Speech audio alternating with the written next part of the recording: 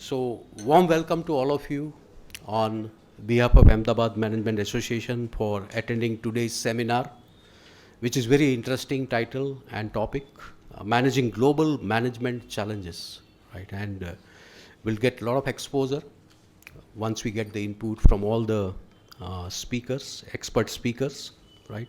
So before we start the program, as per our do's and don'ts, if you have your smartphone, please check you put it to the silent or vibration mode so it doesn't disturb us, right? Second, we have four speakers.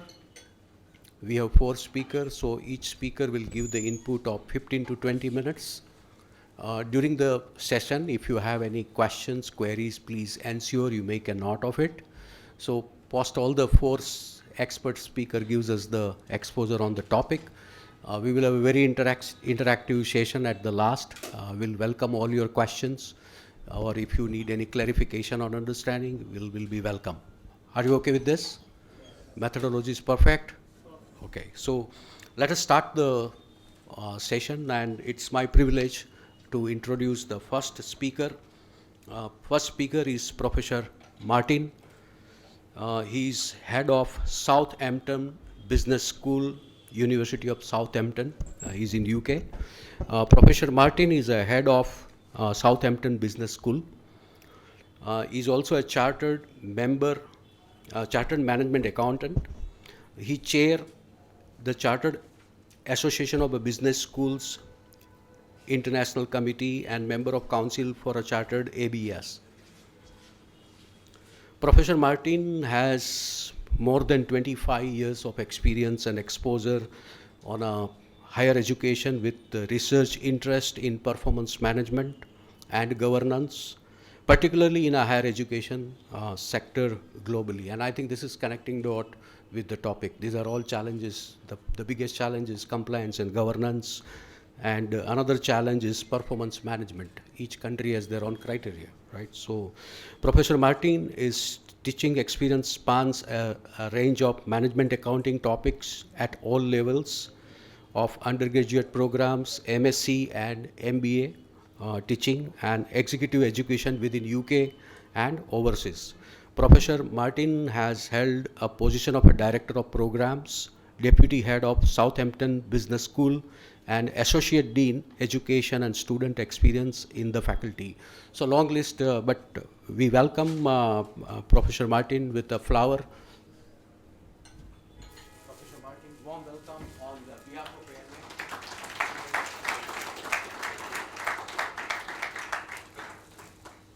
So I think I request Professor Martin to enlighten all of us with his talk.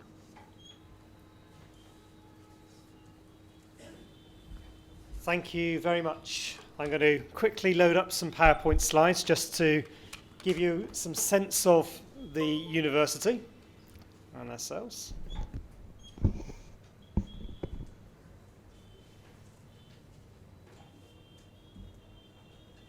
Okay, thank you very much. So thank you very much for the warm welcome. As the introduction suggests, my name is Martin. I'm Martin Broad. I'm head of Southampton Business School. 3 key facts about Southampton. So there are around about 30,000 universities in the world. First key fact is that Southampton University is ranked number 97 in the world. Second key fact, Southampton Business School is ranked number 10 in the UK for business management and marketing. And the third key fact is that Business School is ranked number 3 in the UK for the discipline of marketing, which is represented here by Porav and my colleague Rob as well. So we come to India and talk to you this evening about some of the credentials of the university, but importantly, looking at some of these challenges that we think that comes from a global education and how we can perhaps help you think about those global challenges in relation to education or in terms of the research that we do, or just be able to think about what those big challenges are in a very modern society as things are moving forward. So I have some slides. I might not necessarily talk to all the slides, but I'll get a bit of a flavour around from you. Now, I'm happy to take questions at any point during my presentation.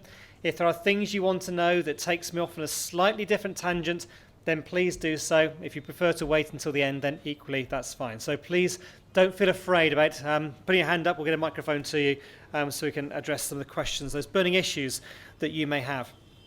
Now, the issue is perhaps for all of us that the university, the world in which we operate, has been changing. It doesn't need me to stand up here and say that we live in a very digitally connected world today. What I did when I started my career nearly 30 years ago is very different from the career that we will see people going into for the future. So I started 30 years ago. I've been working for 2 main universities for the last 30 years. The last 20 years has been in a single university. And I say to many of our upcoming students that are going into the world of work that they're going to have a very different work environment than I perhaps did. So I think the students will be moving forward now into a career which is have a portfolio career, a very international, a very global, a very diverse, challenging work environment, very different from perhaps the work environment that was 20 or 30 years ago. A portfolio career is perhaps where students, employees, will be moving around very fluidly, be very international, understanding different cultures, different ways of working. But I think also in terms of the employers, perhaps will be looking to take on their workforce that will perhaps be with them now for only 2 or 3 years before they move on to something else again, and start to work themselves up in terms of their career ladder. So you may face at the moment a fairly stable workforce, but certainly within the UK and within Europe, we see a very dynamic workforce. And how do we respond to those challenges of a workforce that perhaps is no longer as loyal as we'd want them to be working within our organisation? So, major challenge. Can I just get a raise of hands in the rooms? How many people in the room are business owners? You are employing people. Okay. And how many people in the room are employees? You are working for somebody. Okay, so we've got about a third of you who either can't raise your hand or you're either not in a very different situation. So small number of people in the room who are the employers, the majority of people in the room who are the employees. So the employees in the room, you might think that your education perhaps has stopped once you finished your undergraduate, your bachelor degree or something like that, but I can assure you your learning has not stopped and it'll be going on for many, many years to come. And perhaps I can just touch on some of those things and why it's important that you develop a lifelong learning skill for the future. So Southampton Business School has a number of accolades. I work with the Chartered Association of Business Schools. That's a UK representative body of all business schools. And I chair their international committee. So I'm very conscious and very focused on looking to see where students are coming from globally about coming to the UK for education. But also I sit there as the vice chair of their council to look to see how we can promote UK higher education and UK business school education that makes a positive impact to businesses across the world as well, and making sure that we maintain our currency as the destination of choice for all students from wherever they are. The other accreditations there just give some sense of belonging of our business school and in terms of the quality of the education that we have to offer. But let's talk a little bit about the business school itself, and if I just pick up on some of the things about what I think is really important. So just give me a sense of how many people in the room did some education in the last 12 months. Okay, quite a number. How many people in the room did some education in the last 5 years? Okay, so quite a number of you. How many of you are still in education? Now we're talking. Okay. So of those of you who are still in education, can I get a sense of the audience? Are you in your bachelor degree? No? Oh, okay. And how many are you in your postgraduate, maybe doing a master's or an MBA, something like that? Okay. So let me think about what you are studying and how you're studying and how that might be relevant, or the challenges that you've got then for your own study going forward. And for the employers in the room, you can think about the skill set that these people are bringing to your company. So from both angles, hopefully, it'll be relevant. Now, I've got up there on the slide a number of bullet points, a number of comments and things. Now, for me, if you're a student still studying, the employers in the room want to employ the best person possible for their particular company, right? We all agree with that. The students in the room, you're trying to learn the best you can so that you become the most employable graduates possible to work within that company. So what we have is a company that wants the best student possible. We have a student that wants to be the best employee possible. The employer has got a huge range of students from across many, many universities that are all saying we're the best, and we're the type of person that should be working from you. And the students are saying, we're the best, we should be working for your company. And I worry about that. I worry about that because in the UK there are hundreds of thousands of students graduating each year. In India there are probably millions of students graduating each year. So the problem is bigger in India than it is in the UK, but the problem is still the same.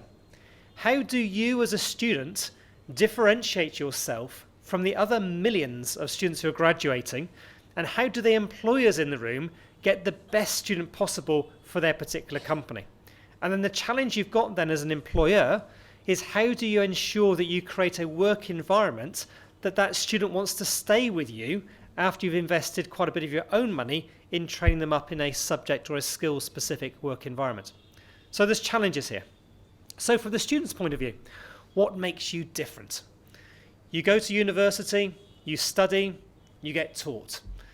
How do you get taught here? How does it differ from how you get taught in other universities across the world? And one thing for sure is that what we do not do at Southampton is do exactly what I'm doing, talking to you. It's not a one-way communication. It is very much interactive. So that's why I said at the outset that if you have questions, please put your hands up, ask during the course of the session, because you will learn a lot more by asking me a question when it is the right time, rather than either not asking the question or trying to leave it to another point in time. So it's having that inquisitive mind. That inquisitive mind is really important because the challenges that you have might not be the challenges that I have. The environment which I'm presenting to today in this room, if I look around the room, you are all from the same region. You're all from India, I'm guessing. Okay, so I'm making a cultural bias there straight away. My unconscious bias is kicking in. But at Southampton, if I have a group of 60 or 70 people in the room, I've probably got 30 different nationalities in that room. So I've got people obviously from China, from Vietnam, from Malaysia, from Laos, from Taiwan, from Malaysia, from Singapore, from European countries, perhaps from the Latin American countries. And that group of students in this room is a very, very different group of people than I have in the room today. And I need to adapt. The cultural differences that exist within that room are profound. Some people will turn up 15 minutes late for the lecture because it's acceptable to turn up 15 minutes late. And Porav was very keen to make sure that we turned up here promptly today, and very keen that we dressed with a suit and tie to show the professionalism that we come from Southampton, the UK, in terms of what we deliver. But for students in the room, look up there in terms of the learning goals. If you can see it from the back and peer in, they are quite small writing. But one of the important things here is that students in the room, in terms of your education, you do not go to university and complete your education and finish it in a year's time or 2 years' time or 3 years' time. I've been out of education now. My first degree was probably about 30 years ago. My PhD was completed maybe 20 years ago. I am still learning today. I have to be an independent learner. If I thought that what I learned 20 or 30 years ago could make me manage in a dynamic, fluid digital world that I'm working in today, then I am sorely, wrongly committing to myself, okay? So the world in which we operate is changing rapidly, and you as students need to be adaptable in understanding how you can adapt to that changing work environment. The employers in this room perhaps don't realize how quickly things are changing until it has changed and their business is suffering. So as students coming through, as employees coming through, we need to be aware of what we need to be doing to ensure that those companies can adapt for the future.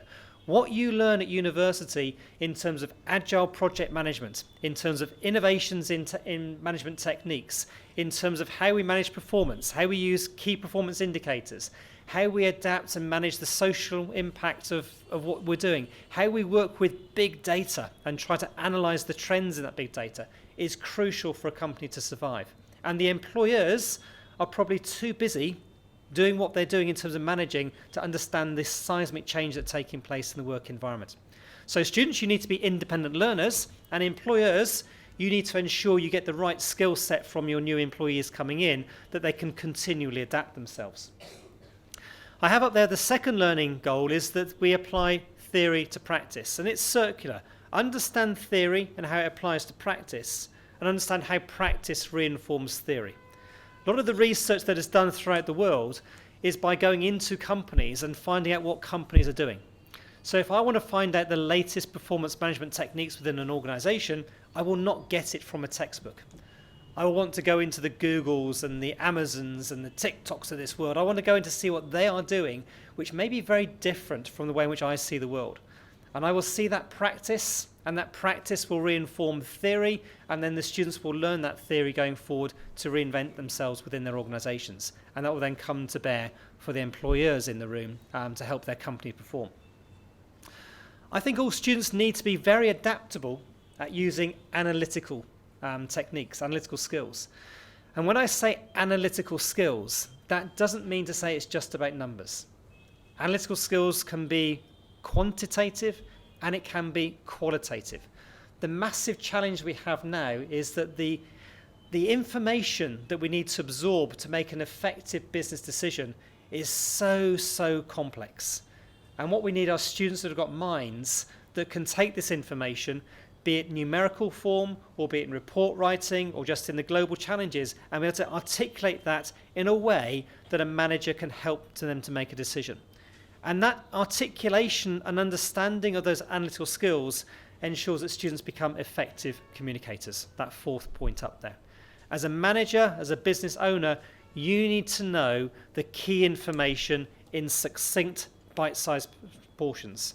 As students, it is your job, or as employees, it's your job to take this huge amount of data and report it back to your manager in short, bite-sized piece of information that enables him or her to take the effective decision.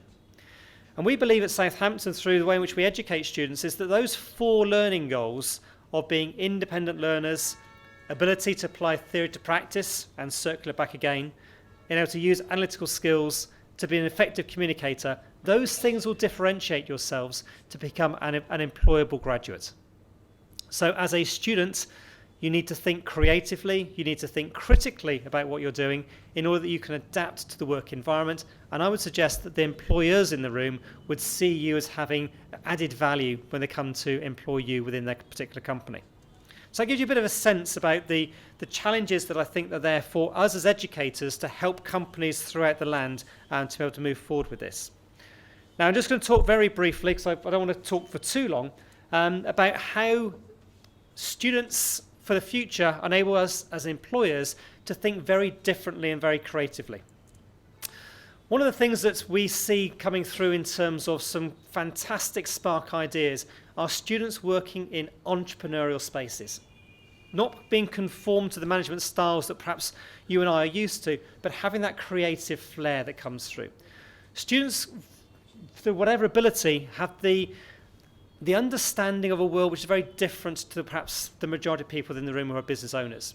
And that can be scary at sometimes, but if we can foster that, break spark ideas, then that can create innovative change within our organisation.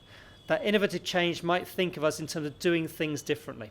And I'll just give you one example of something of a story I heard whilst I've been within India about traffic driving on roads and trying to solve a problem thinking differently. So cars, motorcycles, rickshaws, lorries driving down a road. Now assume that they are driving in a 3-lane highway. They actually are in the 3 lanes. Doesn't exist perhaps, but imagine that cars do actually use 3 lanes when they're driving, or lorries do. As they're going down these roads, the tarmac starts to get a bit of a hole in it because the heavy weight of the lorry is going down. So one solution that you and I might think about is that once that tarmac has got lots of holes or divots in it, we come along and we resurface the road. That would be perhaps the traditional way of doing that to make it flat again. But what I heard about some students thought, we can think differently about this. Instead of having the lines of roads with the white line markings showing where the roads need to be separated, let's every year or so move those white lines. So where a lorry goes through and creates a divot in the road, we move the white line so the lorry actually drives on another part of the road that creates another divot but pushes the tarmac into where the divot was to make it flat. Creative thinking. Okay, so creative thinking comes from great spark minds. That spark of innovation comes from our youth of our generation, which can help us solve our global challenges going forward with our management education. Thank you.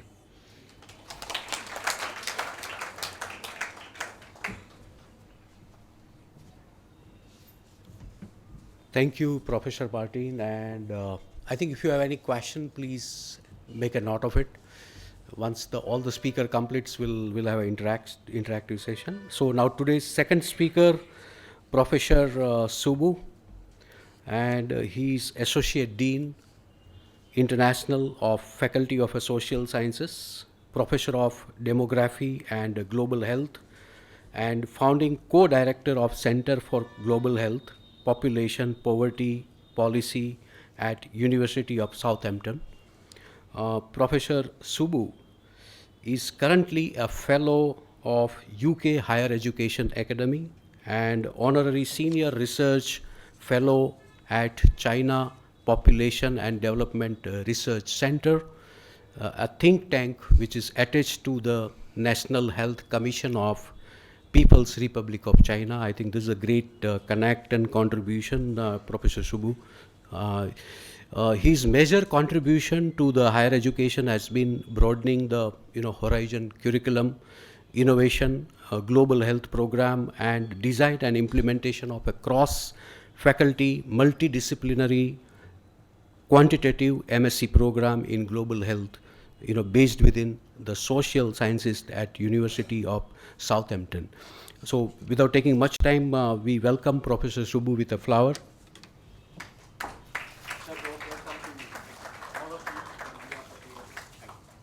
my request to enlighten all of us with your topic. So Professor Subu, please.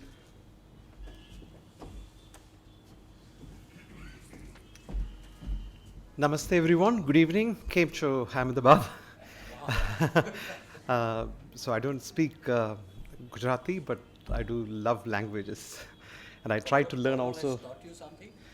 Yes, indeed. He's my teacher. Right, so I think I'm here, I'm the odd one out because I do demography, which is actually quite an important area that probably many disciplines or many sectors actually overlook.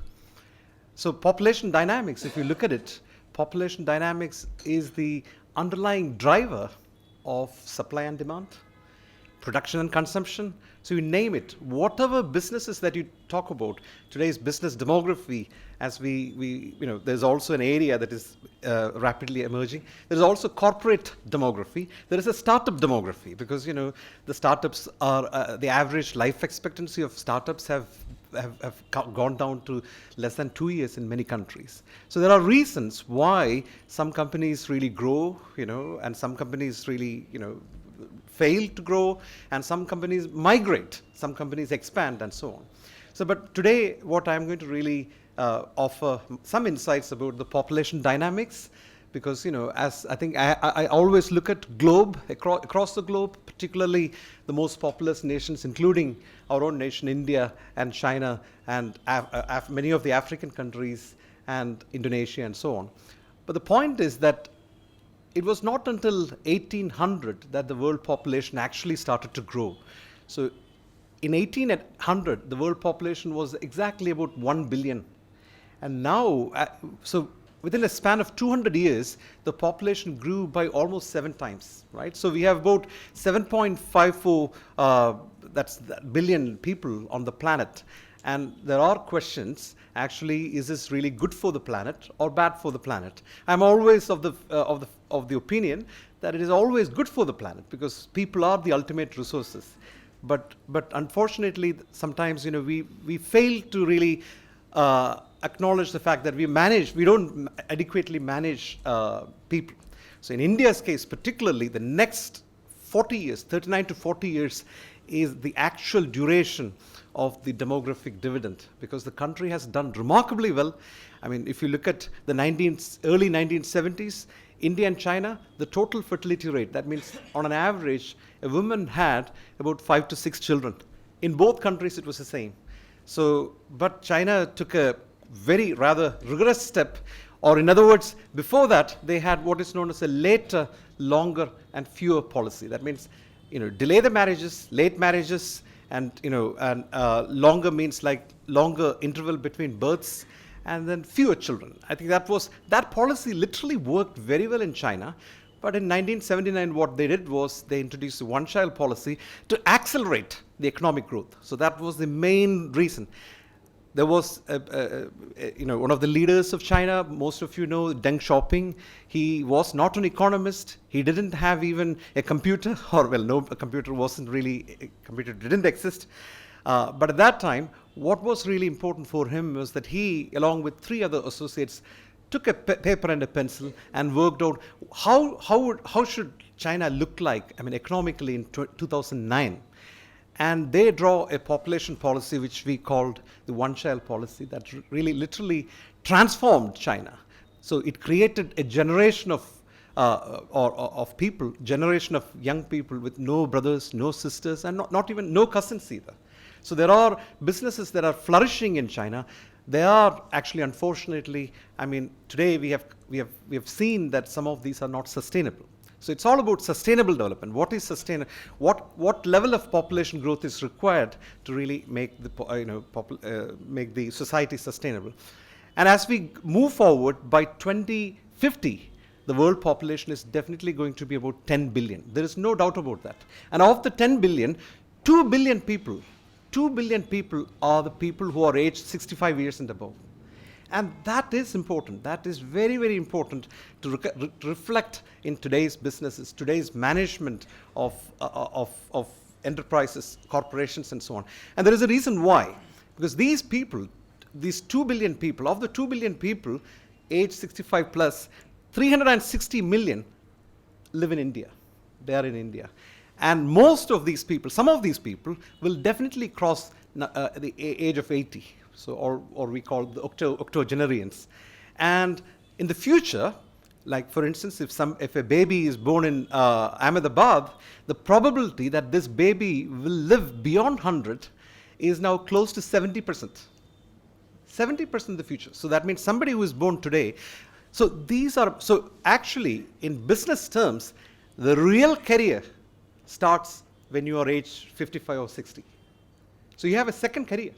So you will have 2 or 3 different careers in life. I think that's the ground reality. So that population dynamics we need to really understand. Apart from aging, there is also the global movement of people. Today, people really migrate from one place to another place. So if, for instance, I don't know how many of you are really born and brought up in Ahmedabad. And so, well, you see that, there is quite a lot of considerable number of people who are born outside. And this is actually a reality that we are facing. And India is really, India, just like China, where the volume of migration has been unprecedented, India is also experiencing that one. But the next 40 years is actually the time. Why the next 40 years is the time is because of the fall in birth rates. Because we have had experienced a tremendous decline in birth rates. And you'd be surprised, more than 2/3 of the states in India, and Gujarat is actually heading towards that, is below replacement level.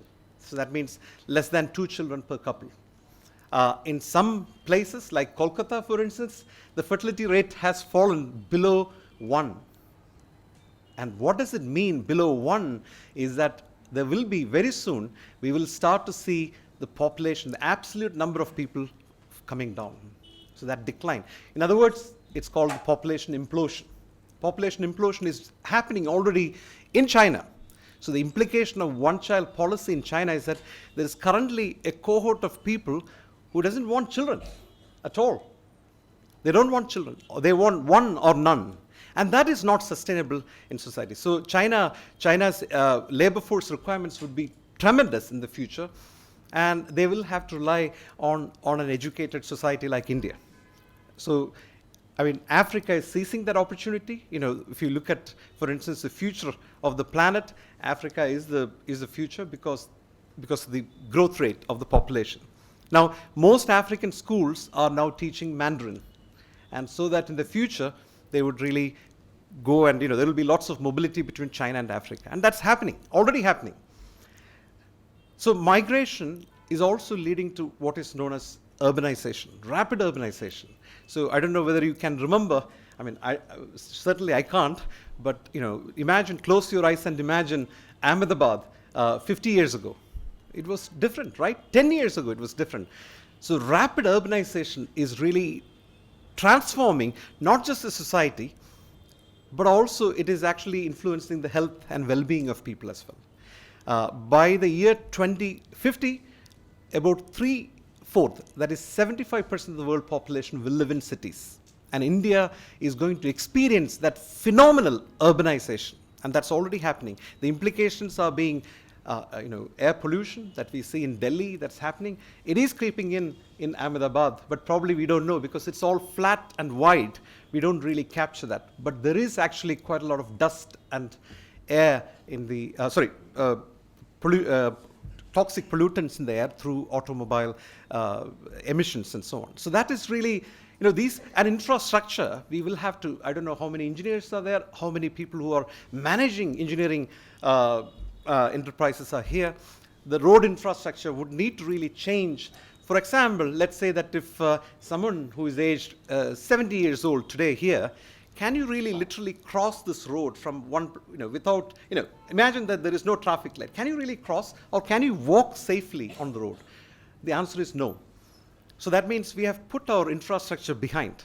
That is, in China, what happened was just the opposite. They have an infrastructure which is ahead of the population. So now, with all the economic development, they have created an infrastructure which would really compete many Western countries, but they have left the society behind.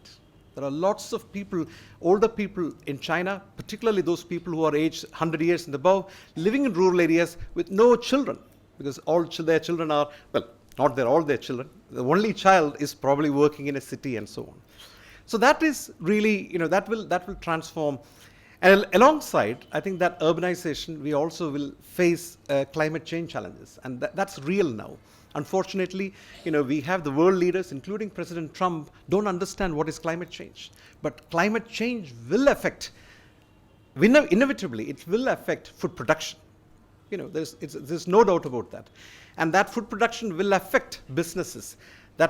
And there is also some other challenges associated with climate change. Climate change, there is also misunderstanding in the population. When we see extreme rain and extreme weather conditions, we say that it's climate change. It is not. It is actually a systematic observation of certain key indicators over the last 100 years. So that includes the rise in surface temperature, which has really, the globe has really got warmed up by 1.8 degrees so far. I mean, that's phenomenal. The sea level rise is actually about 20 centimeters. That is actually quite high, quite significant. All these are going to influence the way that businesses operate, the way the societies operate. No matter. So, for instance, I think the flooding. Why there is flooding in our cities is primarily because there is lack of understanding of those climate change. There is lack of adaptability. There is lack of resilience as well. So we just take it. So if there is a flood, let's swim in the flood. So that is the approach. So there are lots of changes that we need to really bring in the society. Finally, we should not undermine the role of technology, because technology is really going to make a difference. And particularly in business sector is the artificial intelligence that is making differences already. But there is also a limit to technology. The technology cannot resolve certain challenges that we see today. Technology can, of course, accommodate certain things to some level, but technology cannot technology can actually delay the expiry date of human beings, but not the health and well-being of people. And that is really, really fundamental. I think that's, people have, scientists have not really captured that there is already an optimism that technology will solve, human health. That's not happening. India is going to be, one of the challenges that India will face is the non-communicable diseases, which is already, India is very soon going to be the world capital, or it's already the world capital of diabetes, hypertension, cholesterol, and so on. And we have changed. I think there is a lot of change in the way that we have seen life, the quality of life, but much more is needed. Much more is needed to particularly educate our next generation about certain implications of health.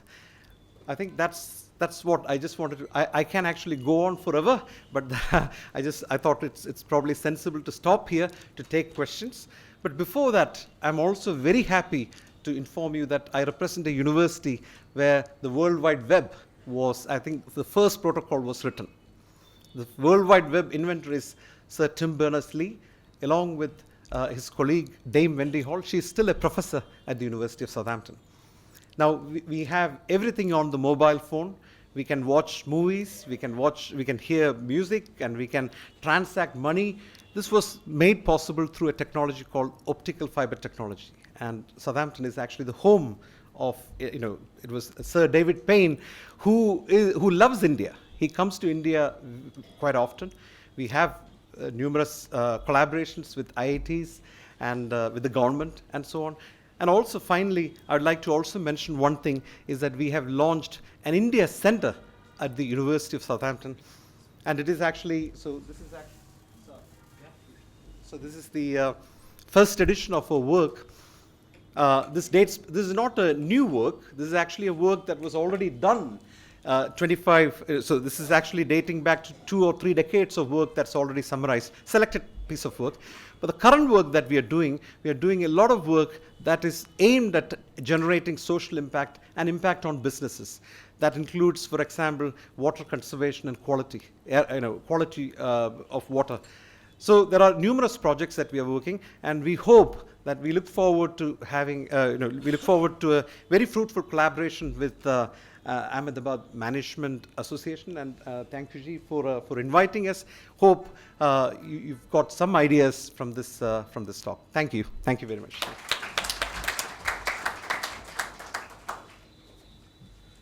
Thank you, Professor Subbu. I think it was very enlightening to understand the contribution of Southampton in technology, and especially the India Center will definitely explore, and we are positive about it. So now, without taking much time, I have pleasure to introduce our third speaker. He's Dr. Rob Angel. He's BA Honors, MSc, and PhD. Professor Rob is in marketing research at University of Southampton. Previously, Professor Rob was a senior lecturer at Cardiff University, and his research interest, spans advertising, sponsorship, and retailing.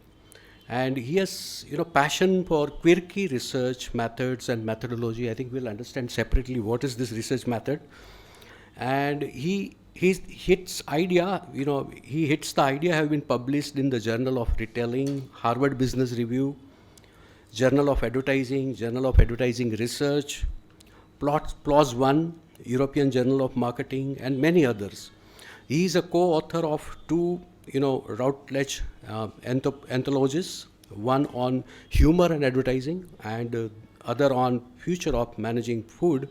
I think great contribution, Dr. Rob, and we welcome on behalf of AMA with Flower. Sir, warm welcome.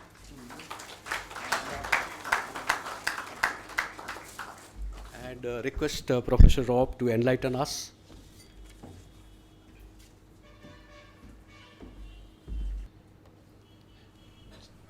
Terrific. Good evening, everybody. Thank you for waiting so patiently with that little technical glitch. It happens all the time at university. You have probably noticed that my colleagues have done an introduction to Southampton and what Southampton's about. I'm a little bit of a rarity at the University of Southampton because we have a very diverse international faculty, and I am actually a Southerner and a Southamptoner. So I'm from the region, and I can tell you something that probably isn't as popular as what my colleagues have told you about Southampton. You may or may not know that Southampton is also famous because it was the place where Titanic set sail from. It didn't end very well, but we also have a Premier League football team. which hopefully some of you will now follow, having seen us here. I'm a season ticket holder, so it's my duty to spread the word about the Southampton football team. My goal this evening is to talk to you about retail. And this is pretty apt because I've spent the last decade of my career researching retail. I came from a service background. My family ran a business and I worked in that business. And I've also spent the last decade consulting businesses, particularly in the retail industry. Okay, so that's my background and that's what my passion is. However, you can probably notice, indeed, part of my introduction gave this away, I'm not local. Not local to India, not local to this city either. So my knowledge of retailing here is somewhat limited and somewhat obscured. So what I did over the Christmas period was I instructed my retail lab, which is based at the University of Southampton, to do a pulse survey. Do any of you know what a pulse survey is?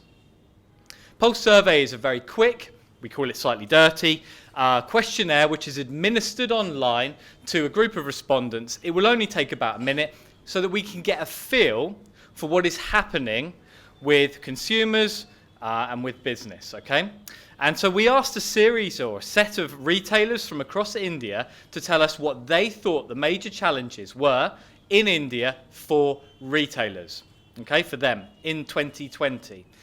Our goal was to capture, to some extent, organizations or people, business owners, managers, and employees to see if there was any diversity in the things that were most important to them. We wanted to get differences between groups, so we were interested in understanding whether independent retailers were different to those who were working in larger organizations. And as I mentioned before, it was just a pulse survey to see what those challenges were. We managed to get about 60 people respond, and as you can see from the data there, we were quite successful in our goal of being able to achieve diversity in our sample group. But this wasn't really what I was interested in. Okay, what I was interested in was what were the major challenges that these retailers perceived in India. Does anyone want to take a guess what they think they were? Just shout out. Competition from the large ones. Oh, you are a star. 50% of the responses that I received talk to some extent about how they were worried about the longevity of their business as a consequence of the growing emergence and power of corporations like Amazon, Flipkart, who are obviously eating into their markets and changing the consumer needs and behaviors of customers in this area, in this region. And this is pretty much in keeping with anywhere else in the world. Retailers come to me with problems and they ask the question, how are we supposed to survive when we have this level of competition from behemoths like Amazon? I'm going to park that though, okay? That's important, no doubt, and if you invite me back another time, I will happily talk about digital disruption and how firms can manage this process. What captured me was one of the subsets of this particular respondent group and the comments that they gave in the survey. There was about 30% of the retailers that we asked that talked about the fact that they didn't think that they were effectively managing the business that they had now. And they wanted to understand how they could more effectively leverage and efficiently basically extract value from the consumers that visited their bricks and mortar store. Okay? So this is something that we also see in our consultancy business. We have retailers that own and pay large rents on their stores, and this is only increasing as time goes by, and they're not effectively converting the consumers that visit their stores, and they want to understand how they can better achieve this in the longer term. What I'm interested in here is the nature of something we call nudge. Have you ever come across the idea of nudge before? So a few people say yes. Sorry now, Richard Thaler. Absolutely 100% true. This is a principle that I use in all of my retailing consultancy, okay? I'm glad that you've heard of it, by the way. Nudge was an idea, a concept, a philosophy that was introduced by a Nobel Prize winning economist called Richard Thaler and his colleague Cass Sunstein. The idea is that we can change people's behavior more positively by implementing interventions that implicitly change the way people go about their business. Okay? Now, this is in stark contrast to policies that legislate, tell people that they can't do something, otherwise they'll get in trouble with the law, educate by saying, you can't do this, you're doing something that's bad, or enforcing, saying, we really disagree that you're doing this particular behavior. Nudges do exactly that. They nudge people to change their behavior without often them realizing they have been nudged. Okay? The most important part of this is that it's normally implemented in a very cost-efficient manner. What that means is nudges often don't cost very much money at all. And when I get asked to do retail consultancy, this is exactly what retailers are looking for. How can you give me value without costing me too much money? That is simple, yeah? One of the most famous examples of nudge, by the way, and I just want to sort of deviate a little bit so you get an idea of this, came from a project that was undertaken at Schiphol Airport in Amsterdam. Okay? This is the country airport for the Netherlands. Now, this is a little bit gross and disgusting, and I do apologise to all of the women in the room, okay? But it's about men's toilets, okay? Now, the management of the airport had done an audit of their expenses, their cost structure, and what they found is that they were spending an incredible amount of money in cleaning the airport. And when they narrowed this down, they found that this was in particular in the men's bathrooms, the restrooms, okay?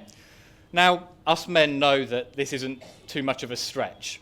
Men sometimes, when they're traveling, get a little bit lazy and aren't maybe as accurate as they possibly should be, okay? This may also transcend to home as well. I won't go into that.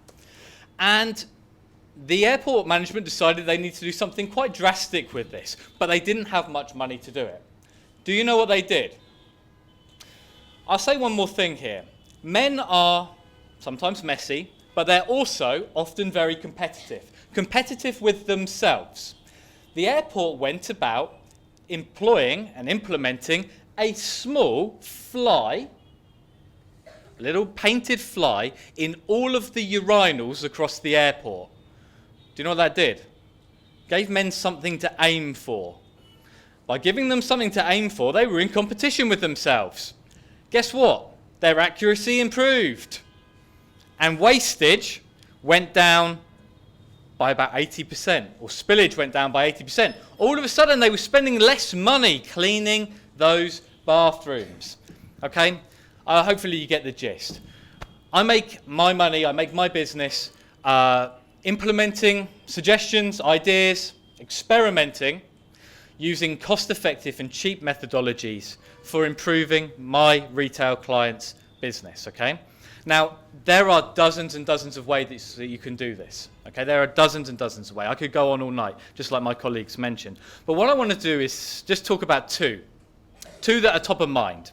And what I really want to do is challenge the way that you're thinking as consumers, and hopefully some of you are retailers as well, and hopefully you'll learn something that you can take away. If anything, you'll have something to talk about with your friends and colleagues at work tomorrow. Let me ask you this question.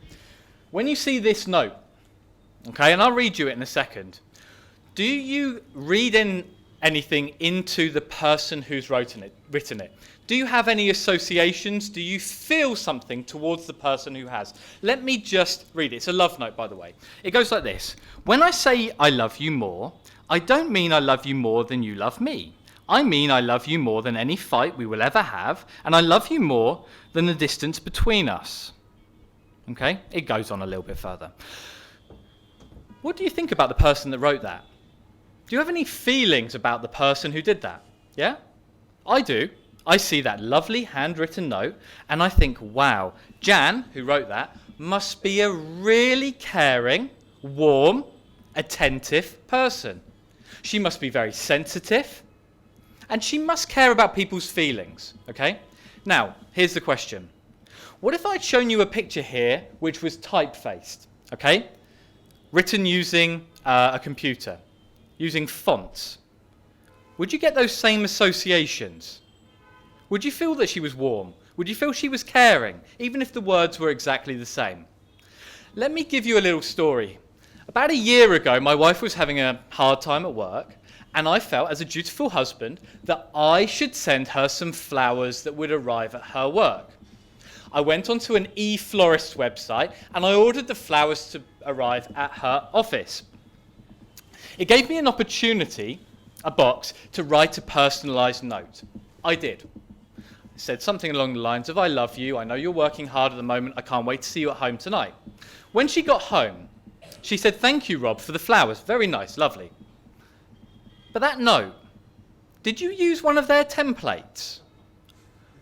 No, I spent time crafting that message. It came from the heart.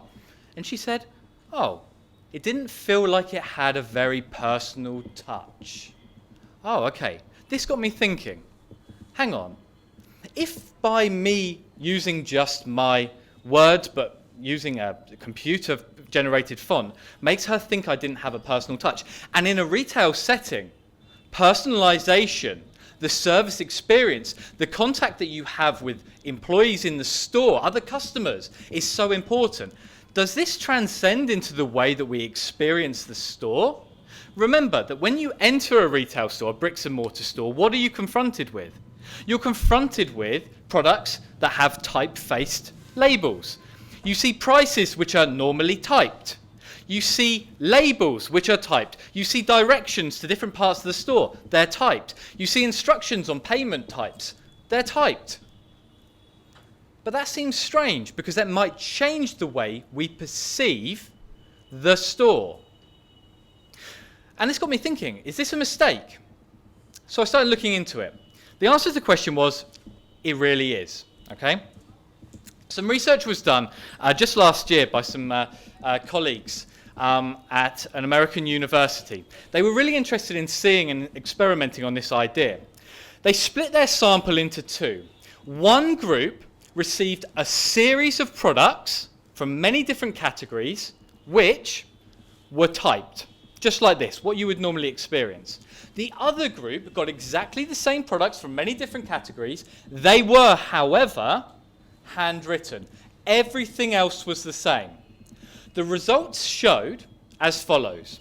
In all categories that were hedonic in nature, rather than functional, those products were seen as being more attractive. They were more likely to be picked up. Customers were more likely to intend to purchase. And those customers felt a higher level of emotional attachment to the product and the brand because they felt they could understand the person behind it. They felt there was a story. Okay? I'm not saying that you have to handwrite everything in your store, but there are ways to be more personal. You could, for instance, write your prices by hand. Obviously, you have to have neat handwriting. You can, for instance, give business cards, which instead of being typed, have some element of your written hand. Okay? Increasing the personal touch when so much personal effort or personal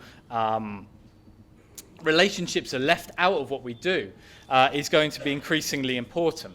However, only up to an extent. Now, I know I've got limited time, so I'm going to just introduce you to the following idea. May I ask you a question?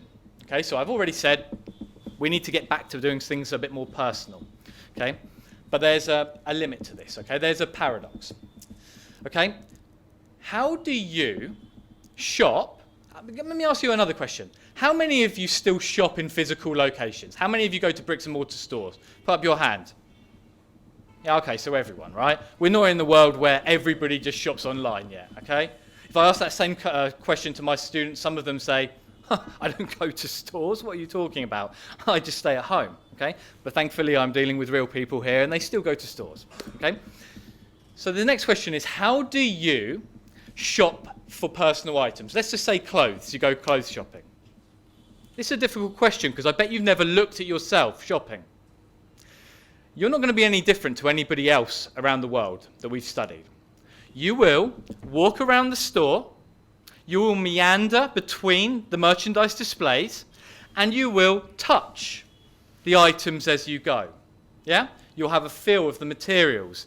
You'll pick stuff up. You'll put them to your body and see if they would be a good fit and look in the mirror. Am I right? Absolutely, yeah? And guess what? This is what retailers really want you to do. The best retailers, well, the most economically profitable retailers, will measure this as one of their metrics. They will see how many touches items on display get. It's one of their KPIs, or it should be at least. Okay? Why? Because when we touch things, we create, again, as I mentioned before, an emotional connection to them. We actually increase our feelings of ownership to things that we touch. Now, this might seem a little bit drastic if you're hearing this for the first time, but consider the following example.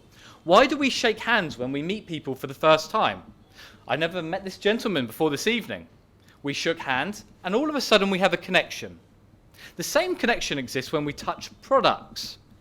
In fact, retailers, any ones that are worth their salt, will go out of their way to get you to touch products. They will literally drop the products into your hands. They will create displays that make it easy for you to pick them up. They will make it easy for you to put them on by having changing rooms. And if you're buying jewelry, for instance, they will have someone allow you to put on the watches, the earrings, and so on and so forth to see how you look, because they know that as soon as you touch it, part of their job is done. Job done. However, and I hope I've got a couple more minutes, sir. However, there is a paradox here. Let me give you the following scenario. Imagine you go to a store to buy some shirts you've seen online. When you arrive, you find one of these shirts out of its packaging, unfolded, and it's by the display. It's not neatly packaged. Now think about, what does that imply? Do you think your chance of buying the shirt are the same as when you walked into the store, lower when you walked into the store, or higher? If you are a rational being, and I think behavioral economics has told us we're not, okay, if you're a rational being, actually, it should make no difference, right? The shirt's the shirt, the shirt's the shirt. But you would be wrong if you think that way. Research shows that you're actually 30% less likely to buy a product when you believe it has been recently touched by other people. Okay? What was implied? It was messy, it was out of its packaging, someone's come along, taken it out of its packaging, tried it on, and left it there. Problematic, isn't it? Why? We don't actually like touching and having and owning things, in the most part, products that have been owned by or touched by other people. We don't like it. We feel that they have been contaminated by those people. Now, some of you are thinking, no, I don't think I'm buying that. I'm not really on board with that, okay? Let me just counter-argue here.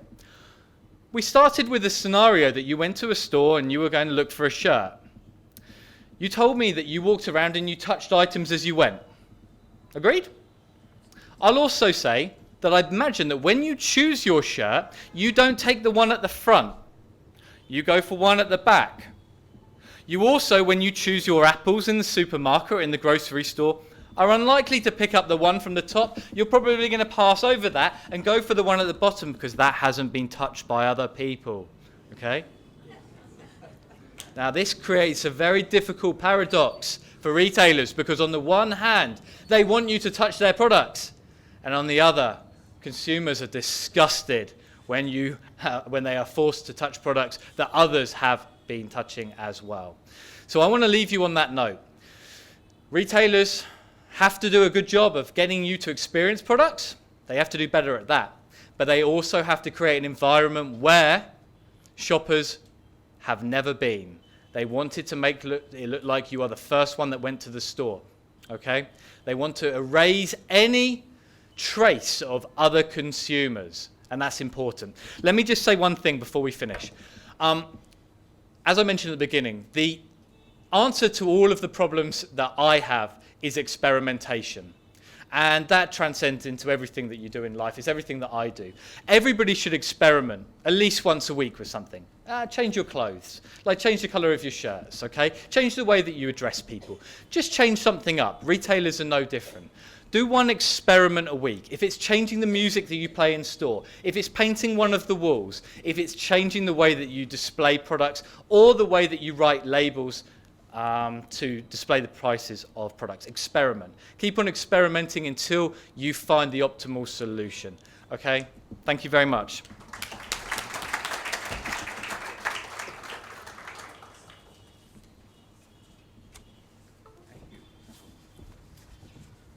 Thank you, Dr. Rob. I think very interesting, right? Yes. We were in imagination that we are in the store. We are now searching, and you put us really in the imagination, Dr. Rob. Very interesting. I think one quick point I picked up immediately with action tomorrow morning is, I think, weekly experimentation with my business. That's a gift you have given me. So thank you, Dr. Rob. And now we just talk with our fourth speaker is Professor Paurav Bhai. He's our own person. This is longly associated with AMA. So just brief introduction of Paurav Bhai Shukla. He's a professor of marketing, Southampton Business School, University of Southampton, UK. Paurav Bhai is a management thinker, educator, researcher, consultant and entrepreneur based in UK. He is a professor of marketing at Southampton Business School at UK. He possesses the wide range of industry and academic experience from middle to senior level in healthcare and media industries. He has been delivering corporate training, teaching, consulting assignments for various organizations in Europe, Asia, North Africa, and he's also a visiting professor at Aalto University, formerly Helsinki School of Economics, Finland. Even he is at Frankfurt School of Finance and Management, Germany. He has also been involved in academic institution and corporate organization, including not-for-profit in organization, the capacity of advisor and directors. He has been involved with various European Union funded research projects involving several nations from European Union and Asia. Long list, Paurav Bhai, but we would like to welcome with flowers on behalf of AMA.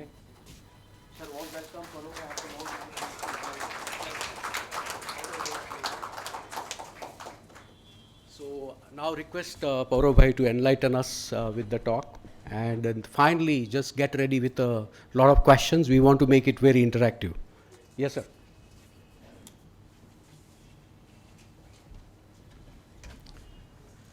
I think let's close this.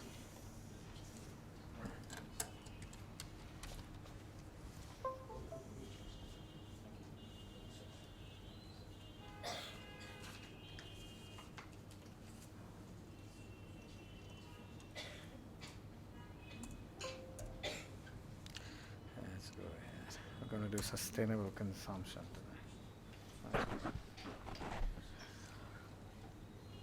Okay.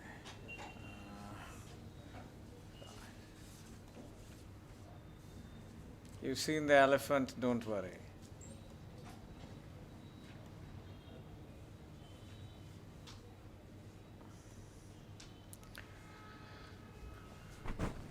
હું કેમ છો નહીં કહું મને એકદમ પાક્કું આવડે છે. It's been 17 years since I have stood here on this podium. And the last time when I was standing here, I was delivering my PhD talk. Some of you were probably not born. You can see that. At that point in time, I had so much hair. He has taken my photographs. If you compare, the only thing you will realize in between that I got married.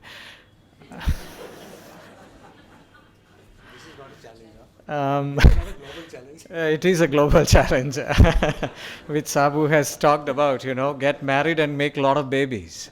Because if you don't, we are in trouble. I may be the last generation who will get pension money.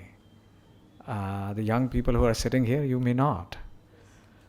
There are tremendous challenges that lie in here. Before I start, I want to acknowledge a few people in this room. They were also here in this journey 17 years ago. One of them happens to be a person because I am here. That's my mother who is sitting there. And my aunt who is sitting there. And in the last of the benches, my godfather who is sitting there. And my godmother who is sitting there. And God bless you all friends who are still, after 17 years, thinking that you should be here and you will learn something from me. I just hope that you will. But the young people, I started my journey here in AMA. So I started teaching here in parts. In a way, I was teaching in Gujarat Law Society. And in a way, from corporate, I moved to academia. And then after I moved to teaching here at AMA. So I'm really indebted to this institution. And whenever I come to Ahmedabad, I ask them, can you please arrange a session? Because I feel my soul, a part of my soul, you know, Horcruxes.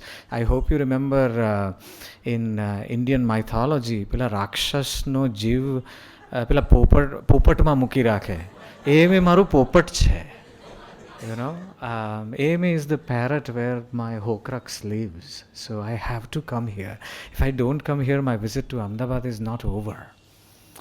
And so, without further ado, I want to share a few notes. In a way, life has changed over the past 20 years or so. In a way, I've done a lot of research. I have moved to one of the top 100 universities. But I've followed in the footsteps of a giant.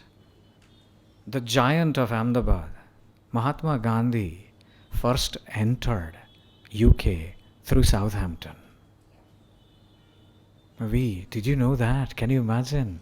And more importantly, at the 150th anniversary event, there were 2 trees planted in the name of Gandhi in the UK. One was planted at the High Commission in London, and the second was planted at University of Southampton. We are so very proud of that. We feel we are part of Ahmedabad. And apanu Ahmedabad, you know. જ્યાં રોજ પોકારે મિલનું ભૂંગળું અને cycle લઈને ચાલી જતો પેલો મિલનો માણસ, you know, કેટલું બધું આપણા અમદાવાદમાં, આપણું અમદાવાદ ક્યાં પહોંચ્યું છે એમાંનું એક અમદાવાદી ત્યાંય પહોંચી ગયો.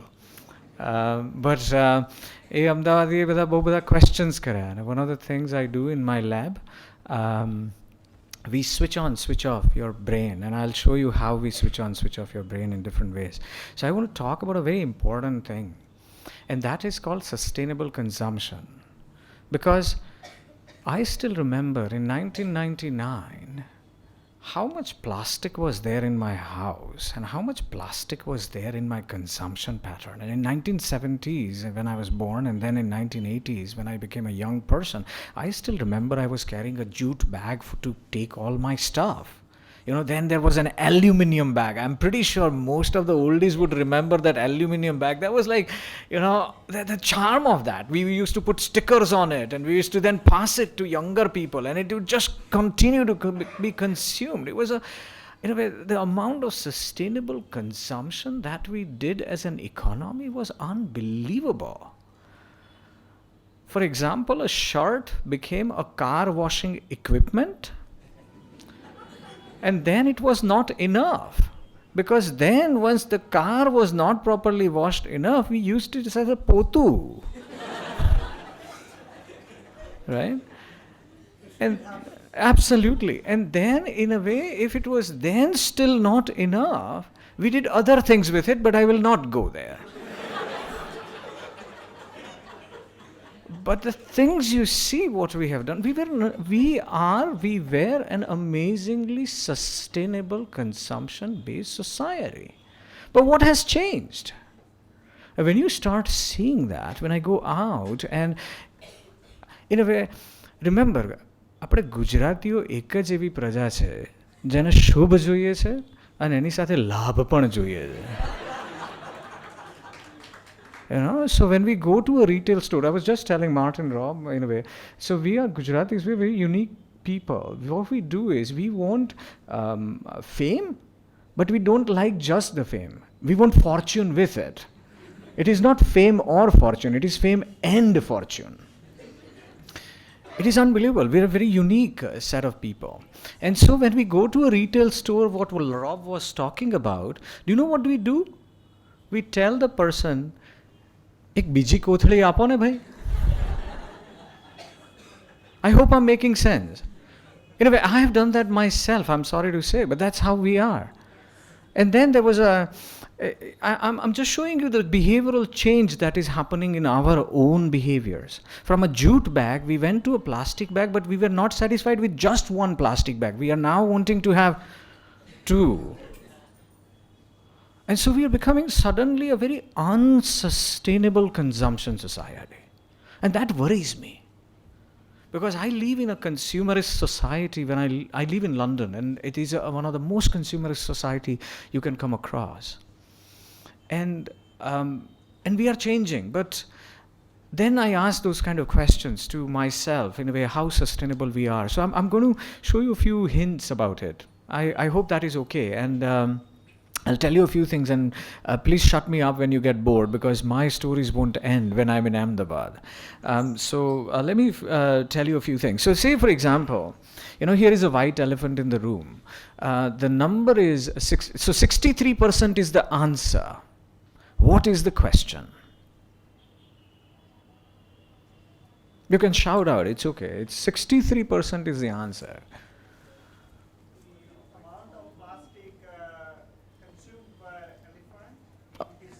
Oh, that's a very creative answer. You see, connected. He's now Rob. Rob would work with you because you connected.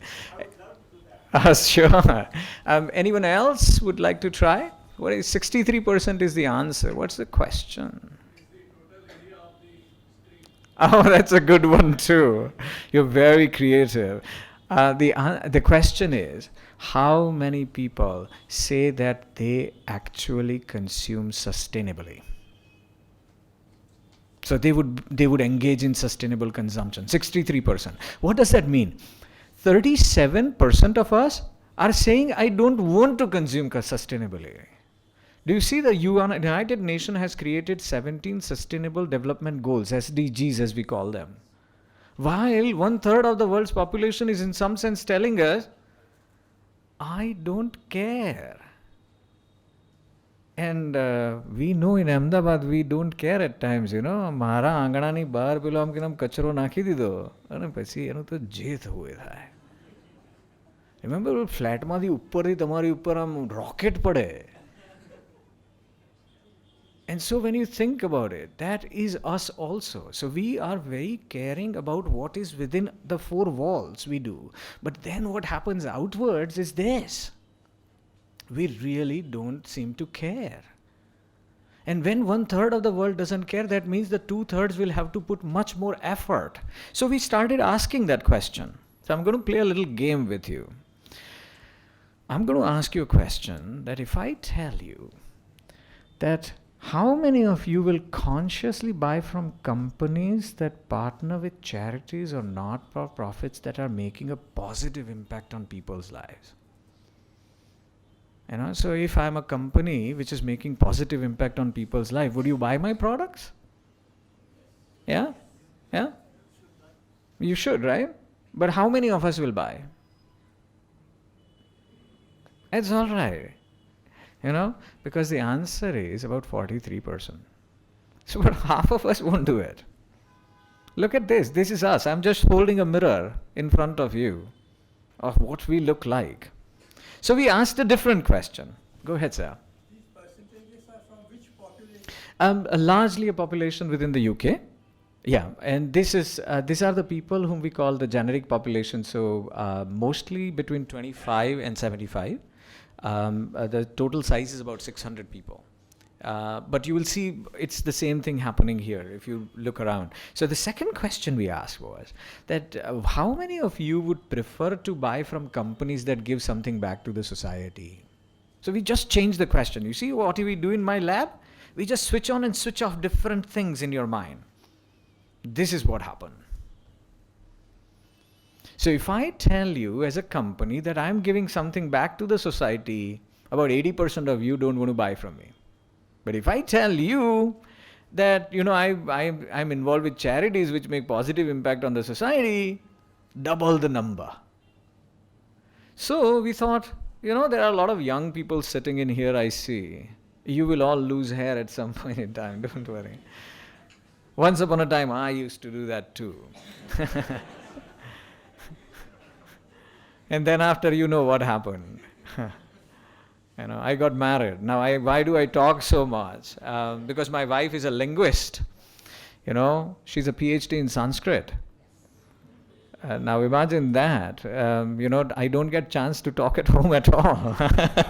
I chose the profession because of that purpose. But anyways, coming back to you young people, what percentage of millennials, if I ask them this question, what would happen? What do you think? This percentage would go down or go up for the same question for millennials? Should go up, right? Wow. But then if I ask them the second question, you see the language of these generations is changing. So to an older person, I should be saying that I am engaged with charity. But to a younger person, I need to say I'm giving something back to the society. You'll have to change your language accordingly to engage the right cohorts. That's what we are saying. Then they will consume ethically. Neither they will not. So then we played a few more things in a way. So let's be very realistic, What we know is consumers care. Consumers care about things. But we are not altruistic. So how many times in the last week, when you saw that little kid outside in Uttarayan, just Uttarayan has just passed, how many of you took 10 kites and gave 10 kites to those little kids who were running near those plastic tents just outside of the university campus? We are not altruistic by nature. Altruism doesn't come to us naturally. When somebody does it, we say, "Wah, wah, wah." But that's about where we stop. So we are not altruistic by nature. And that is very important because that is what we want companies to do. And so most important thing I would like to highlight here is that however much a company tries, the most important part is that customers are asking nowadays, these millennials are particularly asking, do it for me. So I can spend a lot of time. I don't want to talk about this again and again. And there are so many things we have done. I want to go further forward and I want to show you something very interesting. So let me tell you this, and then I'll give you some implications which you can take home tomorrow, as in terms of literally from today you can implement in your business, or if you are a retailer you can implement, and so on and so forth. So first thing we asked was that do I have 5 minutes or so? Is it? Yeah. And so we asked a very simple question to people. We are all becoming materialistic. Am I correct? How many of you got 2 mobile phones? You can raise your hand. It's okay to have 2 mobile phones, Yeah. How many of you have got, say for example, 2 pens? શું કરવા? I know. One of the color જોઈએ લાઈફમાં, કોઈ વાપરવું નથી. That's the whole point. We want 2 pens because we want to have 2 pens. But it is not just 2 pens. For example, the pen I'm holding right now in my hand costs about 750 quid. 750 Great British pounds. Why is that? It's a Montblanc. What has he got? Well, it has got a rhodium plating. So the thing is that this will last longer than my grandchildren. But there is a problem. You see, this is a customized pen. It says Professor Shukla. So I told my older and younger kid, I have 2 sons, I told them that if you want to own these pens, you will have to become an academic like me. And remember, there is an Indian saying, we say, Ek daridra brahman hato. Bicharo teacher. Both of my sons says, we don't want to become professor. We will become investment analysts. We will have 5 different pens. Don't worry. And so the thing is, we are all materialistic. So how do you make materialist people buy ethical goods? That was the question we asked. Can you imagine what a contrast that is? I'm a materialist and I want to make people buy ethical goods. It's almost an anathema. It's an almost opposite. So we started looking into these psychological triggers. And the first thing we found was that materialistic people will not buy ethical goods. But if you imbue the idea that materialistic or non-materialistic, you have an ethical identity, you will buy ethical goods. So if I project on your ethical identity, I don't tell you that you should be ethical. I don't tell you anything of that sort. I just say, ethical consumption is good consumption.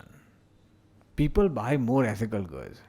But the day I tell you, "Aiya thuksho nahi," you know what you are going to do. It's unbelievable, isn't it? So the day I tell you that it is your obligation to buy ethical goods, game is over. We are finding this in our lab. Can you imagine? Now, have you seen ethical companies campaign? Be ethical, buy ethical. No, doesn't work. Why? When I tell you not to smoke, the first thing you are going to do is, if I tell you right now, don't smile, the first urge inside you is smile. You will not do what I will say. And so we started finding this. So anyways, I just want to give you something to take home. I can talk about this for hours. Probably you will have to put a calendar rather than a clock here. Remember, I'm married to a linguist. Right? So anyways, the important part is that if you want to take home what is happening in today's consumers. And the first thing that is happening is that these young people are asking us, to companies and us, do it for me. It is not about, I will do ethical consumption or I will do sustainable consumption. The young people are saying, do it for me. So there are companies like Tom's Shoes. Tom's is not here in India. It may come at some point in time. But what Tom's does is, if you buy one Tom's shoes, they will donate one other shoe in Africa. So people in United Kingdom and United States take pride wearing Tom's shoes. Why? They show off their Tom's shoe. Why? See, I have donated to a child in Africa. Can you imagine what we are doing? So we want people to do it for them. We want companies to do it for us. The second thing is, companies will have to show tremendous amount of commitment and consistent commitment to transparency. For example, Nestle has come up with an amazing idea wherein you know how precious kids are to us. In India, we don't let young kids, newly born kids out of the house for 1.5 months. We keep them swaddled and we keep them in a single room, and the mother cannot go out and the child cannot go out, and so on and so forth. We care so much. So we care a lot about what we put in their mouth. So Nestle understood this. So what Nestle did was, we have got those fruit purees which we start giving to kids after 6 months, as you know. And so Nestle, what it did was, it has created a blockchain solution of it. They provide on every puree box, a little puree, fruit juice or fruit shoot type of thing. They put a barcode. You scan that barcode through your smartphone and you can find out which cow in which country at what point in time gave what amount of milk. So this yogurt was created in which factory at what time and with what conditions and what temperature, and how it was then transported to which company and where the labeling was put, and then how it arrived at Carrefour in France, in Paris, and what happened with that, and what is the total carbon footprint of that puree. A complete transparency from cow to Carrefour. Unbelievable things are happening. And so this is a challenge you are going to face, because if Nestle is doing that and your company is not, who are they going to buy from? Those parents who are worried about their kids. You can see this is what is your competitor doing. Similarly, there are challenges that are emerging on consumers are becoming activists. You've seen, anyway, I don't want to go into the latest activism that is going on across India right now. We all have a viewpoint on that. I don't. But one of the very interesting initiative was done by McDonald's in Hyderabad, wherein when the last election was happening, if you went to a McDonald's on that day, you remember that black tikka which we get on election day. And so McDonald's employees would ask you, have you voted? And if you you have to show them. If you did not vote, they would take the menu away from you. And they will say, we will provide you whatever we think you should be buying. Because in a democracy, if you don't vote, you don't have a choice. What a powerful statement that is. You need to engage in consumer activism. You need to become part of their solution. And that is another challenge you're going to face. And the last thing is what is happening is we are coming up with this very interesting idea of minimalism. There is a large movement happening wherein consumers are now buying less. And that buying less is also an interesting movement. And in that movement, what we are seeing is that we will have to create solutions for them. That's why companies like IKEA are thriving.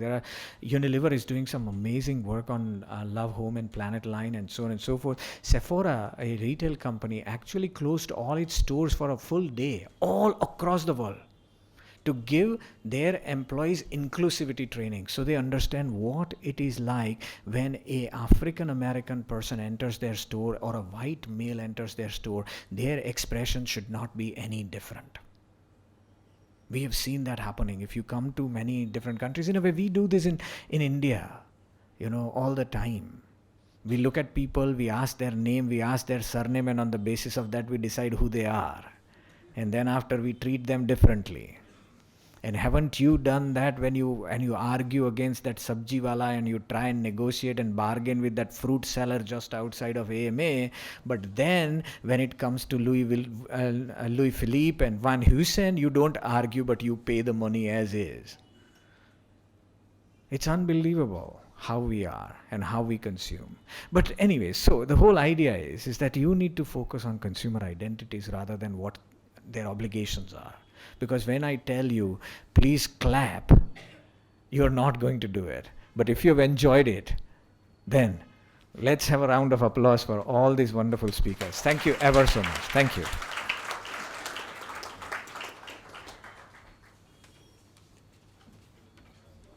Thank you, Professor Pauro. I think very interesting input by all the four speakers. Now we are open for your questions, right?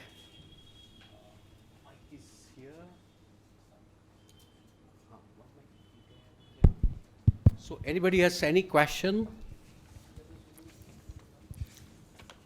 Okay, so by the time you list out your question, I'm starting with my first question. And my first question is to Professor Rob.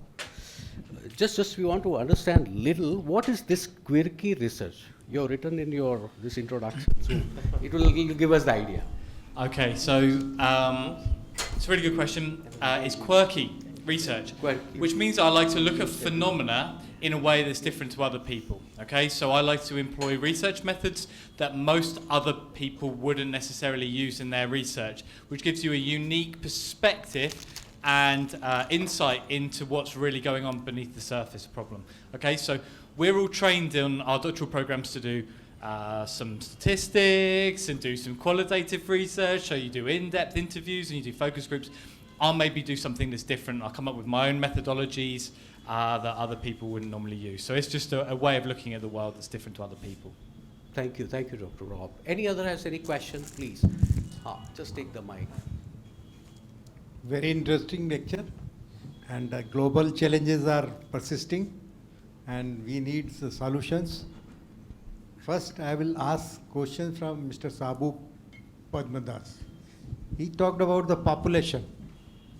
I remember the days of 1975 when IMF report was there, and they told that India will become superpower if they control the population. Less than 1 Arab by 2000.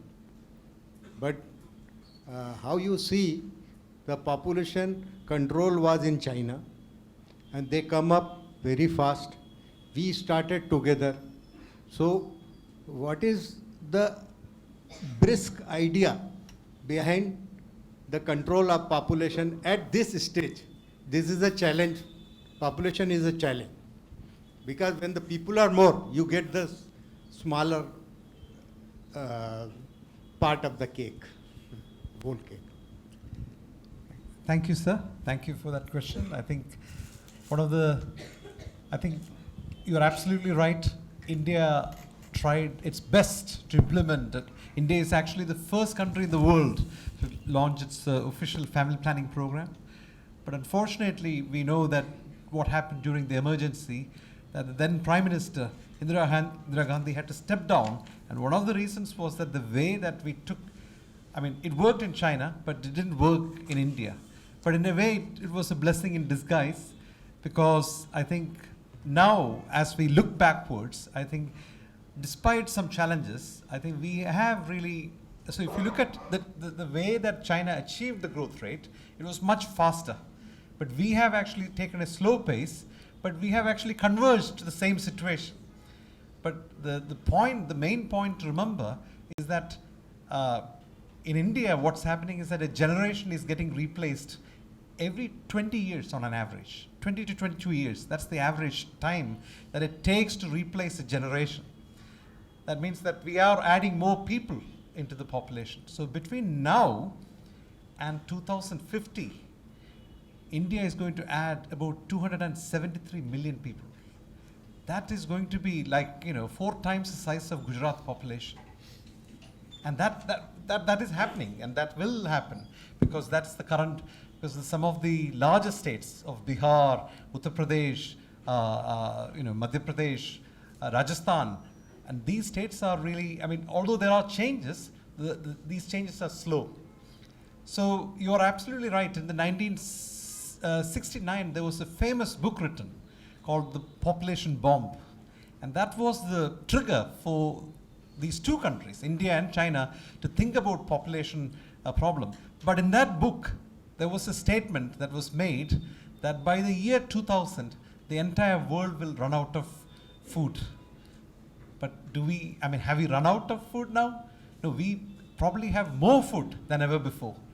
So there is that technology that came through that people have not really worked out. But India, in its current state of affairs, I think what India is doing in terms of managing, controlling population growth rate, I think it's really on a balanced approach. Why balanced approach? Is because nearly 2/3 of the states in India have achieved a fertility rate below replacement level. So that means there is an imbalance in the distribution of the population. So if you look at, for example, in the southern states, including Kerala, Tamil Nadu, and few other states have really, the actual number of people that's added into the population have started to decline for the first time. So but whereas the north is actually, so there is actually, but overall, India is doing fairly well. So in terms of sustainability, I think we are actually on the I think we will have that population sustainability. But the only thing is about behavior. This is exactly what Mahatma Gandhi said. The planet has enough to satisfy man's needs, but not man's greed. Because the way that the consumption, as Professor Shukla and all other my colleagues have said, the way that India has really become an enormous consumption-driven market. In fact, that's likely to grow in the future. So we have to really find a balance between consumption and that's the whole idea of the sustainable development. So sustainable development is that kind of development. It is defined as the development where the needs of the current generation are met without compromising the ability of future generation to meet their own needs. So that means we have to leave that space for the future generation.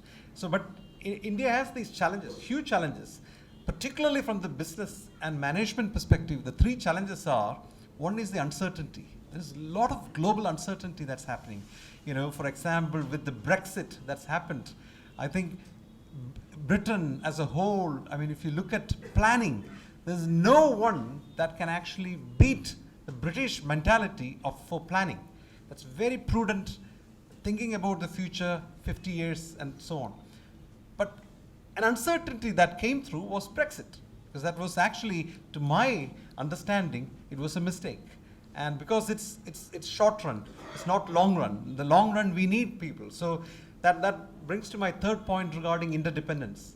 Now, India needs Africa, Africa needs India. India needs UK, UK needs India. So that is the kind of, and that's also happening within India. So if you look at rice production and agriculture production, some states are completely reliant. Kerala, for instance, there is no production at all. There is no scope for manufacturing. There is no scope for agriculture production. It is a state that is completely reliant on other states for food grains and so on. So that has to be addressed. I think if we don't address that, then the entire the business chain and the production chain will suffer. Thank you, sir. Thank you. Okay, thank you. Any other question? Yeah, just pass the mic. A warm namaskar to everybody. My name is Hardik, and first of all, I would like to say that this was a very interesting lecture, and I really learnt a lot from it. Well, my question is for Paurav sir. Your talk was very interesting and very engrossing. Sir, 2 points you talked about. One was like related to consumerism and consumerist society, and the second was the exact opposite, that the minimalist society. So we have authors like Robert Kiyosaki in Rich Dad Poor Dad. He talks about investing in assets and all those things. So this is what nowadays people are going forward to, in the sense like the current generation, the people who are born in, say, the millennials, as we say. So these people would rather invest in going for an Uber ride or something like that rather than buying a car, which one of the finance minister of India, she recently made a statement. So just a small example, people also use nowadays YouTube rather than going to, say, anybody else to learn something. So YouTube is a very easy source, possibly once again the minimalist approach that we have. So in such a scenario, if we take it from the company perspective, where consumers are trying to spend less and get more benefit out of, say, the little that they have. So what is the solution or the approach for the companies when the consumers are in a minimalist approach? What can be the, possibly you might have done some research on that. So thank you very much for the question. I think very, very interesting question. Thank I you. would say a pretty simple answer. Minimalist does not mean that they are also just buying it for once. Minimalism is a philosophy which means that they are going to buy that sustains, and hence they would actually focus on higher quality products. Now, as companies, the first thing we want to do, so I talk to a lot of companies across the world all the time, and whenever they have competition challenges, the first thing they think about is reducing price, rather than thinking about increasing quality and increasing price. So if I give you an example that right now you have a choice that if you, say for example, you sell sunglasses and you're selling sunglasses as 100 rupees. And if I tell you that if you sell a 100 rupee sunglass, you will sell 1,000 pieces today at 100 rupees. But if you reduce it to say 95 rupees, you will sell 1,200 sunglasses, 1,250 sunglasses. What would you do? Probably 1250. Right? So you are moving into the volume game without realizing that you are actually not making any more profit. The total cost has remained the same. So your total profits have come down. Your just volume is just compensating for that overall price. And in reality, what is happening is that what research again and again shows is that approximately 5% of price promotion requires about 27% increase in market share. It's almost impossible to achieve, hence promotions don't make money. So the idea is rather than focusing on reducing price, think about how can I improve the quality so that customer remains with me for a longer period of time. Toyota is the best example for that. You look at Toyota, generally, in a way we used to say the same thing for Sony. When you buy Sony, you know that that product is not going to go wrong. If you buy Patek Philippe, what does the advertisement say? You don't buy it for yourself. You're just a caretaker. You are buying it for your next generation. So when you have that, and a lot of people then come to me and say, you know, not everybody would buy my product if I increase my price and if I increase my quality. How many of you go and buy that 200 rupee movie ticket? You do, right? How many of you go and buy that shirt from Louis Philippe and Van Heusen and Wills and so on and so forth when that shirt is available in, Tron Darwaja? You know how much that costs, right? Why do you go to this Annakut and Gormo and all those kind of things when you can create that thali at home, but no, on every Sunday you have to go out in Ahmedabad? So in reality, what you are seeing is people are ready to pay for the right kind of product. People are ready to pay for the right quality of product. But if you keep on thinking, there is a market for a low quality product also, there is a market for high quality product, and minimalists generally do not focus on low quality product. So if you want to actually target the minimalistic consumers, you should target the high quality market. And they will buy again and again and they will spread the word. Now, how many of you have talked excitedly about your pen? Today, I talked to 200 people about this pen. I hope I'm making sense. I will not buy another pen for the next 10 years also. Have you talked excitedly about your pen? Ever? There's your answer. So please think about quality, first of all, and increasing quality and increasing price rather than reducing price. Because reducing price actually affects your whole profitability. And a lot of people, I've seen companies go bankrupt because of just 10% reduction in price. Because their cost mechanisms have gone down. I've worked for one multinational of that kind. I don't want to give an example. And it is an Ahmedabad-based company, so hey, leave it at that. You know? આપણું પાછું pride ઘસાઈ જાય ને એટલા માટે એટલું નાક કપાય એટલે નથી કહેવું. But the most important thing is that think about increasing quality. Think about increasing, satisfying the customer rather than thinking કેવી રીતે એનું કરી નાખું.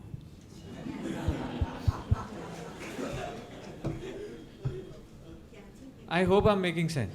Yeah? Thanks, Sumar. Thank you. I think anyone? Maybe last question. Yeah, one last question. Just can we have that presentation for reference, because you all speaker went through very quickly, so at least we can refer back. So can we have all your presentation, please?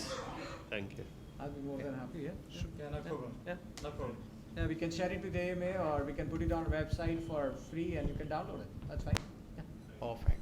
Okay, so now last chance. If nobody is ready, then I am ready. Okay, so I have one more question for Professor Martin, because I was finding a lot of interest in your presentation of Southampton University, and my simple question to you: a lot of students from this region, Gujarat, goes for a global study.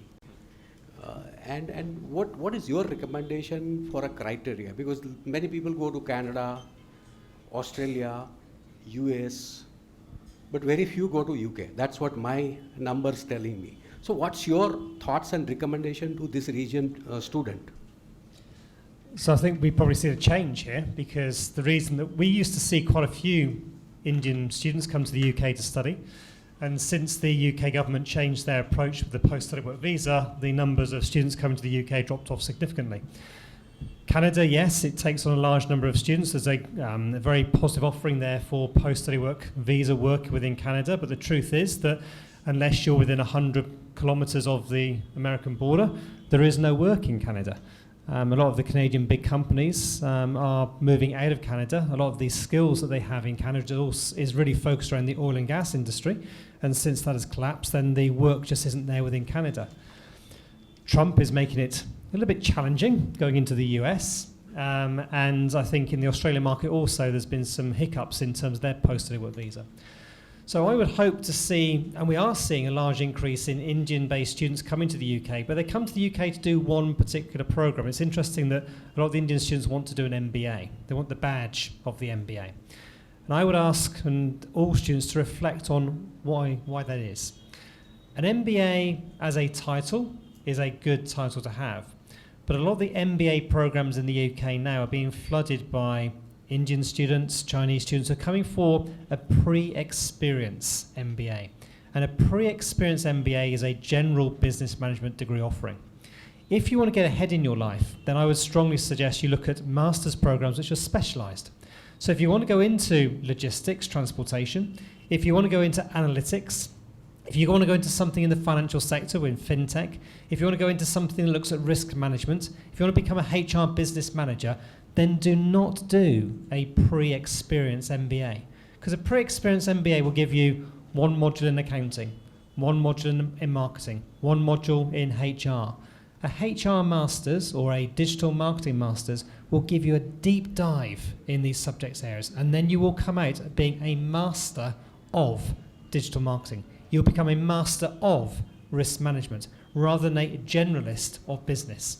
And I think that's really important, because then you have the opportunity to say, I have my qualification, and now with a 2-year postgraduate visa offering within the UK, you can move into an industry then which really does take advantage of your master education in a discipline rather than a general education at a fairly superficial level of an MBA. Thank you. And everybody got the message. What was my query?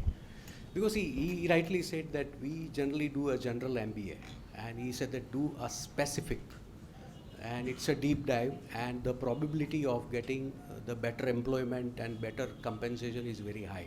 So I think you addressed my query, and thank you so much. So now, before we conclude the program, AMA has privilege to share the special memory to all the 4 speakers. I will go one by one, and you have to give a big noise to this room with the clap. Okay, ready? So, sir, on the behalf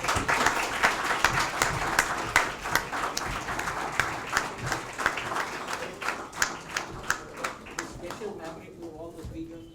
Thank you very much.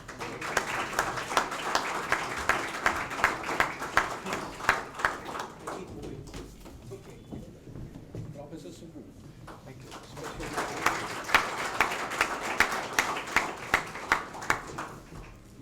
Apna gharna.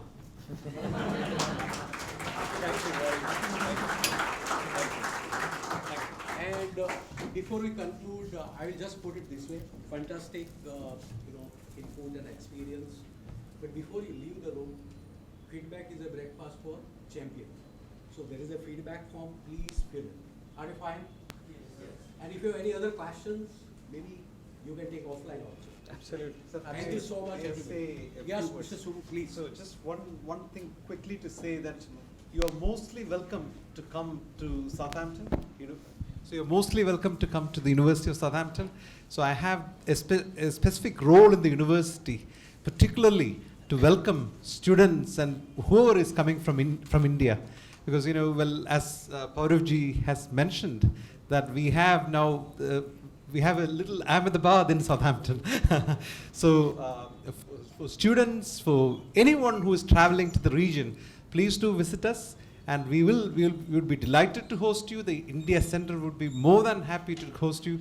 I have also a co-director of the India Center, Mr. Amarjit Singh.